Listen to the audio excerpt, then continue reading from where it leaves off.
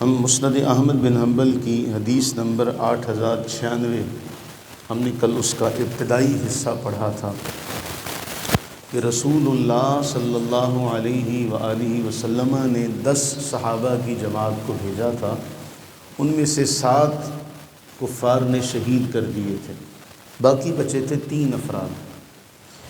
ان میں ایک ہیں خبیب بن عدی، دوسرے ہیں حضرت زید بن دثینہ، تیسرے ان کا نام مذکور نہیں ہے۔ یہ 3 جب بچ گئے تو کفار جو تھے وہاں پر انہوں نے پہلے کہا تھا کہ ہم آپ کو امان دیتے ہیں، تو ان تینوں نے ان کی جو امان تھی اس کو قبول کر لیا۔ یہ تینوں اپنے آپ کو ان کے حوالے کر گئے۔ اب حضرت ابو ہریرہ فرماتے ہیں کہ جب یہ تینوں ان کے پاس آ گئے تو انہوں نے ان کو باندھنا شروع کر دیا۔ اب ان 2 میں سے جو تیسرے صاحب تھے انہوں نے کہا یہ پہلا دھوکہ ہوا کہ تم نے ہمیں امان دی تھی، اب تم ہمیں باندھ رہے ہو، یہ پہلا دھوکہ ہوا، میں تو یہ قبول نہیں کروں گا۔ تو وہ ان کی بات نہ مانے تو انہوں نے ان کو بھی شہید کر دیا۔ 8 افراد شہید ہو گئے، بچے 2، ایک خبیب اور دوسرے زید رضی اللہ تعالی عنہما۔ اب ہم نے کل بھی ذکر کیا تھا کہ کیا کرتے تھے کہ بھئی اس نے میرے کسی نہ کسی کو مارا تھا تو اس کو میں خرید لیتا ہوں، اس نے کسی کے اور کو مارا تھا اس کے ورثاء اس کو خرید لیتے تھے۔ یہ اس زمانے کا کلچر تھا۔ تو یہ ان کو باندھ کر لے آئے مکہ۔ جب یہ مکہ لے کر آئے تو خبیب رضی اللہ تعالیٰ عنہ کو بنو حارث نے خریدا، جن کے بڑوں کو حضرت خبیب نے مارا تھا۔ اب خرید کے جب ان کو لے آئے تو ان کو زنجیروں میں جکڑ دیا گیا مکہ معظمہ میں۔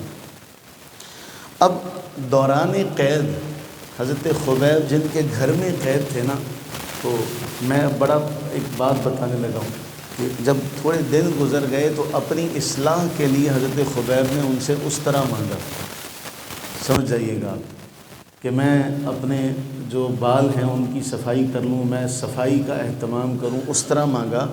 تو وہ جن کے گھر میں قید تھے ان کی بیٹی نے حضرت خبیب کو اس طرح دے دیا اپنی صفائی کرنے کے لیے۔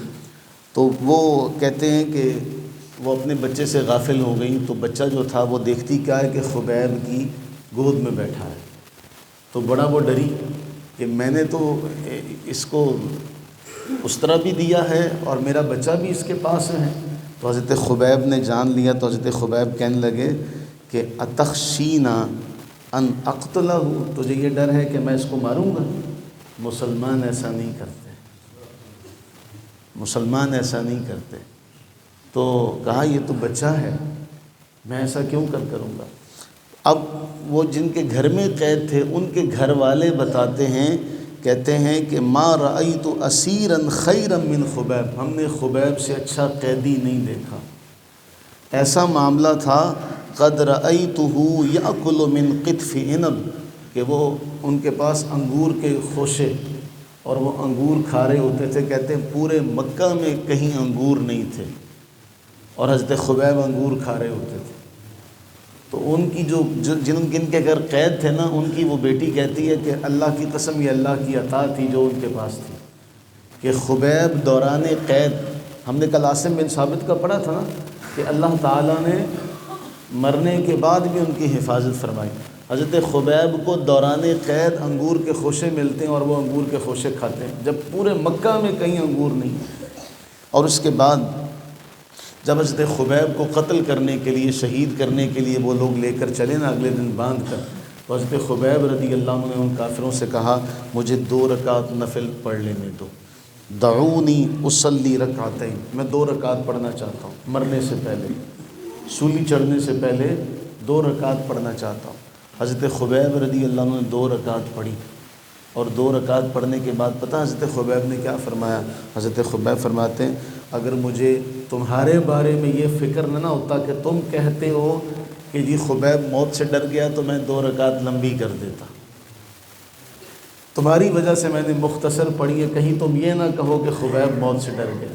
اور اس کے بعد حضرت خبیب رضی اللہ تعالیٰ عنہ نے ایک جملہ کہا تھا، اے اللہ ان کو گن لے،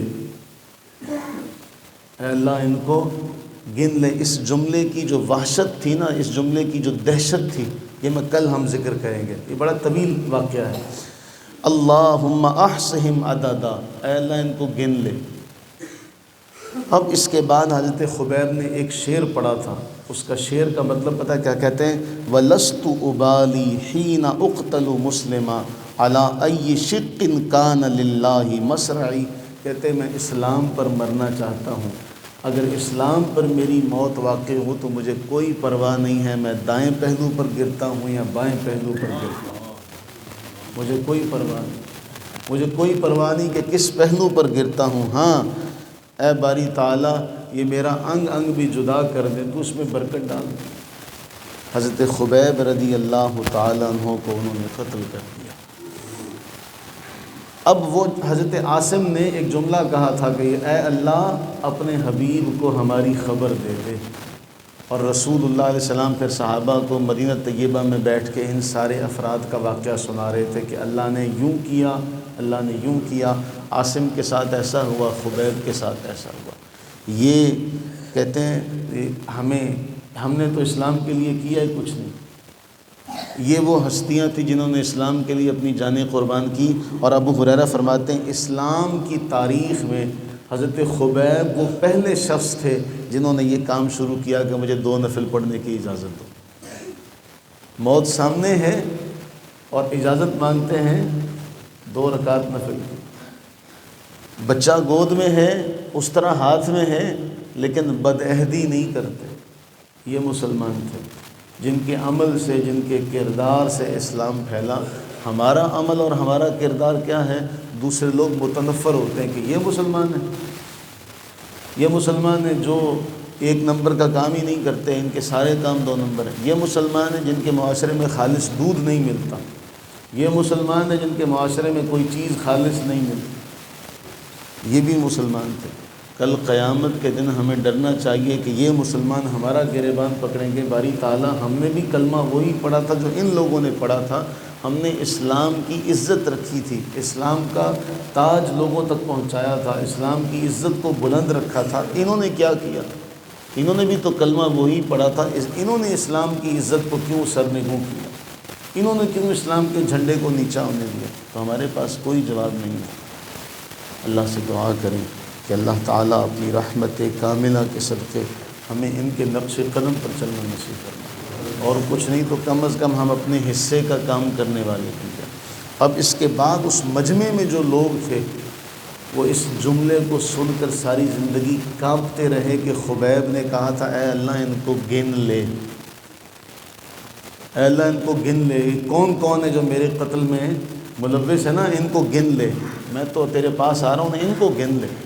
اس کے بعد کیا ہوا تھا وہ آگے انشاءاللہ حضرت زید رضی اللہ عنہ کا اور اس دعا کا پھر روب دبدبہ کیا ہوا تھا وہ انشاءاللہ پھر آگے پڑھیں گے۔ اللہ سے دعا کریں کہ اللہ تعالیٰ اپنی رحمت کاملہ کے صدقے ہمیں دین سیکھنا، دین پر چلنا، دین پر عمل کرنا، لوگوں تک پہنچانا ہمارے لیے آسان فرمائے۔ آمین ثم آمین۔